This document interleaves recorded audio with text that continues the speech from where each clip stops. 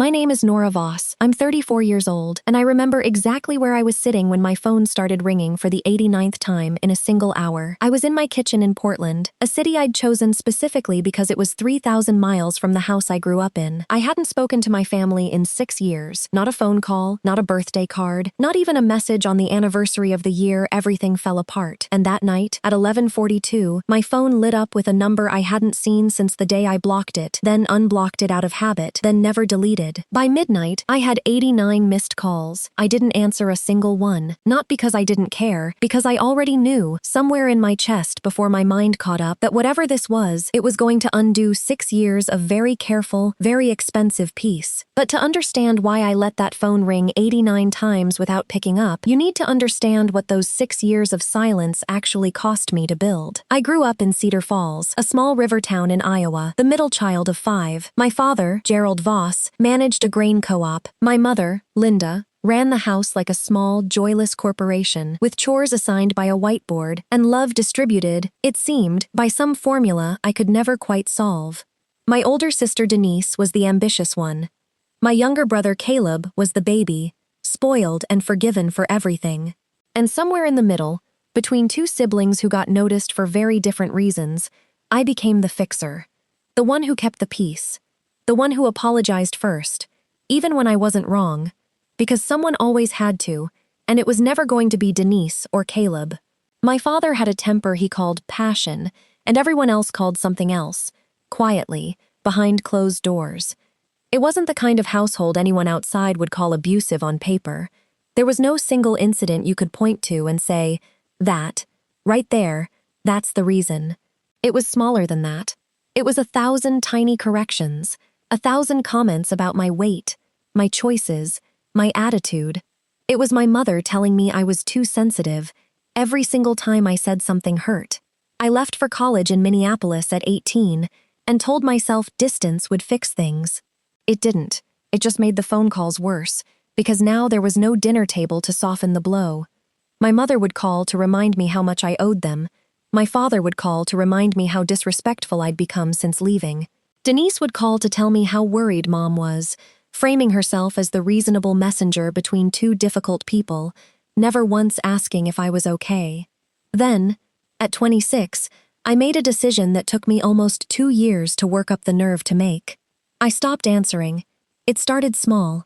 I let one call go to voicemail, then 2. Then I changed my number and only gave it to a handful of people who'd earned it.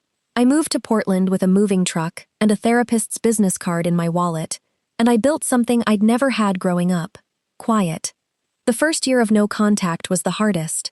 I cried more in those 12 months than I had in the previous decade combined, not because I missed them exactly, but because grief doesn't care whether the thing you lost was good for you. I grieved the family I wished I'd had, even while I was relieved to be free of the one I actually had. By year 3, I had a life. A job I liked, doing UX design for a small tech company. A partner, Theo, patient and steady in a way I didn't know men could be until I met him. A found family of friends who called just to check in, not because they needed something. By year 5, I rarely thought about Cedar Falls at all. That's not a small thing. That's the whole point of the 6 years. I had finally, quietly, built a life where my family wasn't the main character. Then came that night. 89 calls in 1 hour is not normal, even for a family in crisis. That's not concern. That's panic. So I did the one thing I told myself in therapy I was allowed to do, even after everything. I texted Denise. Just 3 words. What happened? Now. She called immediately. I picked up. "It's Dad," she said, and her voice was shaking in a way I'd never heard from her. Not once in 34 years. "He had a heart attack. They don't know if he's going to make it through the night." I sat down at my kitchen table. Theo came and stood behind me without saying anything, his hand on my shoulder, the way he always knew to just be present, instead of asking a question I didn't have an answer to yet. "Why did everyone call 89 times?" I asked. "Denise, why does everyone have my number?" There was a pause that told me more than the words that came after it. "Mom found your number in your old email," Denise said. We needed you to know." I want to tell you I felt nothing but concern for my father in that moment. That would be a lie. And this story isn't interesting if I lie to you. What I felt was something far more complicated. A version of grief mixed with suspicion. Because 6 years of silence teaches you to ask why before you ask what. I flew home the next morning, not because I'd forgiven anything, because whatever else was true, he was still my father, and some part of me needed to see for myself, with my own eyes, whether this was real or whether it was the kind of crisis my family had manufactured before to pull me back in. It was real. My father was in the ICU at Cedar Falls Memorial, tubes and monitors and a face that looked smaller than I remembered, older than his 61 years. My mother was in the waiting room when I arrived, and the first thing she said to me, after 6 years, wasn't hello. It was, "You could have called more." I didn't respond to that. I walked past her into the hallway, and that's when Caleb found me, and that's when the second part of this story actually started. The part that had nothing to do with my father's heart, and everything to do with why 89 calls had really gone out that night. Caleb pulled me into a supply closet, of all places, his voice low and fast. "There's something you need to know before you go in there," he said. "Dad's been rewriting his will for the last 2 years. Denise has been managing his finances since his blood pressure got bad. And 3 days ago, before any of this happened, Dad asked me to find your address, because he wanted to send you something. A letter. Denise doesn't know I'm telling you this." I asked him what the letter said. He didn't know. He only knew that our father had been trying to reach me for weeks before that night, quietly, without going through Denise, and that Denise had found out and gotten very upset about it. That was the moment I understood this wasn't just a family reuniting over a medical emergency. This was a family colliding over something that had been building long before that phone rang 89 times. I sat by my father's bed for 2 hours that first night while he drifted in and out of a sedated sleep. When he woke briefly, he looked at me, really looked at me, and said one thing before the nurse ushered me out. "I've been trying to reach you. Before all this, there's a letter at the house. In my desk, left drawer." I didn't sleep that night. I sat in a hotel room outside Cedar Falls because I wasn't ready to stay under my parents' roof again, and I thought about that drawer. The next morning, while Denise and my mother were at the hospital, I drove to the house. I hadn't been inside in 6 years. It smelled exactly the same, like my mother's candles and my father's pipe tobacco, even though he'd quit smoking a decade earlier. I found the desk. I found the left drawer. And I found the letter. It was dated 8 months earlier. In it, my father wrote something I never expected to hear from a man who'd spent my entire childhood telling me I was too sensitive. He wrote that he'd realized, slowly, over years of watching me disappear from family photos and family stories, that he'd been the reason I left, not Denise. Not even my mother, not really. Him, his temper, his comments, the 1,000 small corrections that added up to a daughter who couldn't breathe in her own home. He wrote that he'd started seeing a therapist himself, quietly, after his blood pressure scare 2 years earlier scared him into finally looking at his own life honestly. He wrote that he'd changed his will, not out of guilt exactly, but because he wanted to leave something behind that told the truth better than he ever had out loud, an equal split between all 3 of us, with a separate note attached specifically for me, because he suspected, correctly, that Denise would try to convince him otherwise. That's when I found the second document in that drawer, a more recent one, dated 3 weeks before his heart attack, a new draft of the will, one that removed the equal split, and instead gave Denise power of attorney over the estate, with significantly more control than either Caleb or I would have. I didn't understand it yet, not fully, but I understood enough to know I needed to see Denise's face when I brought it up, because faces tell you things people never intend to say out loud. I went to the hospital that afternoon with both documents in my bag. I found Denise in the cafeteria, drinking coffee alone. "I found Dad's letter," I said, sitting down across from her. "The one from 8 months ago. And I found the new draft. The one from 3 weeks ago." Denise's coffee cup stopped halfway to her mouth. "Where did you find those?" she said. "Not what letter. Not what draft.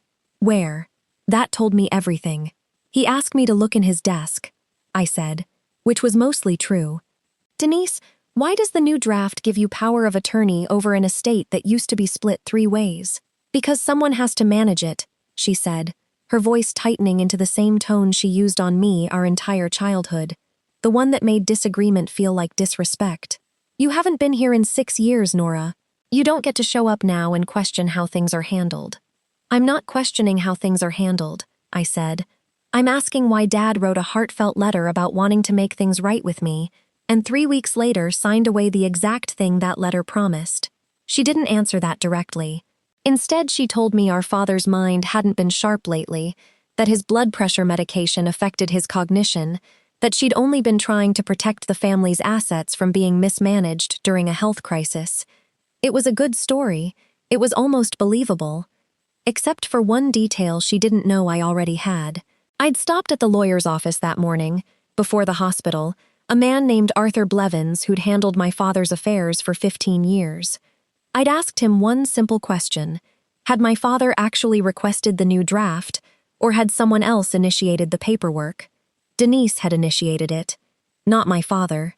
She'd brought the new draft to Arthur's office herself, told him our father wanted the change, and Arthur, trusting the daughter who'd been managing his affairs for 2 years, hadn't questioned it. My father hadn't been in that office at all. I laid that fact on the cafeteria table between us, like a card in a game Denise didn't know I was playing. Arthur says you brought the paperwork in yourself, I said quietly. He never saw Dad sign anything in his office. So either Dad signed a legal document at home without a witness present, which makes it contestable, or you forged something you thought no one would ever check. Denise's face didn't crumble the way I expected. It went cold instead, the way my father's used to go cold right before one of his lectures. You have no idea what it's been like managing everything while you disappeared, she said. I earned this. Maybe you did, I said.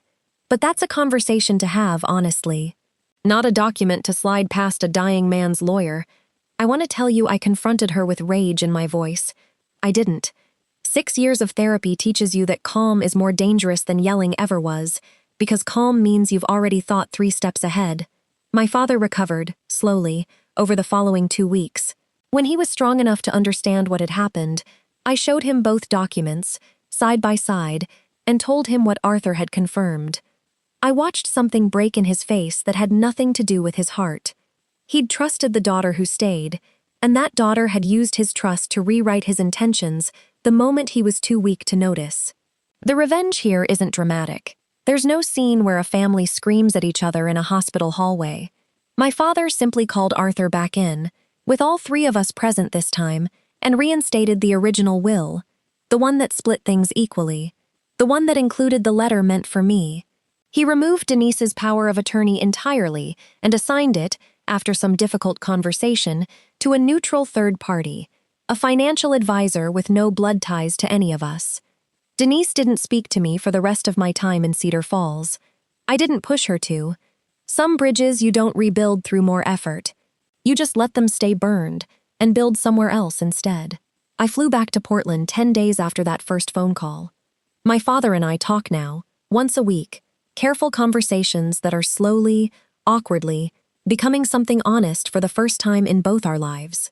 My mother and I are still finding our footing. Some habits take longer to unlearn than 6 years of silence ever could fix on their own.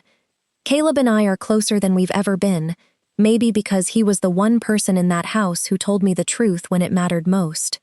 Denise and I haven't spoken since. I think about that sometimes, the 89 calls that started all of this, and I realize now they weren't really about my father's heart. They were the sound of a plan accelerating faster than the person running it expected, a scramble to make sure I stayed as far away as possible while the paperwork settled. It didn't work, and I've learned something from all of it that I didn't understand at 26, when I first stopped answering the phone. Going no contact never meant I stopped being part of that family. It just meant I finally stopped letting them decide what my presence in it was worth.